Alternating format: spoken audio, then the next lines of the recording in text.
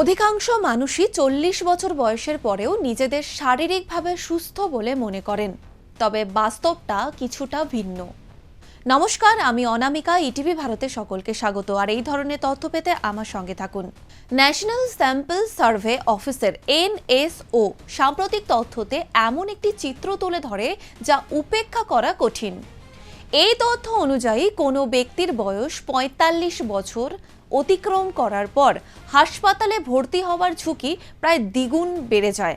এর অর্থ হলো শরীরের অভ্যন্তরে এমন কিছু পরিবর্তন ঘটতে থাকে, যদিও বাহ্যিকভাবে সবকিছু স্বাভাবিক বলেই মনে হয়। ঠিক এই সময়ে ছোটখাটো শারীরিক সমস্যাগুলি ক্রমশ গুরুতর অসুস্থতায় রূপ নিতে পারে। NSO এর তথ্য স্পষ্টভাবে নির্দেশ করে যে ৪৫ বছর বয়সের পর শরীরের কার্যক্ষমতা ধীরে ধীরে হ্রাস পেতে শুরু করে। শরীরের রোগ প্রতিরোধ ব্যবস্থা তখন আর আগের মতো শক্তিশালী থাকে না, যার ফলে সংক্রমণ, অসুস্থতার ঝুঁকি বৃদ্ধি পায়। কোন রোগগুলিকে মূলত দায়ী করা হয়?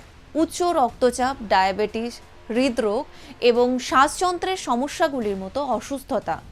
যদি সময় মতো এই সমস্যাগুলি সুরাহা না করা হয়, তবে এগুলির তীব্রতা মারাত্মক আকার ধারণ করতে পারে বলে জানাচ্ছেন বিশেষজ্ঞরা।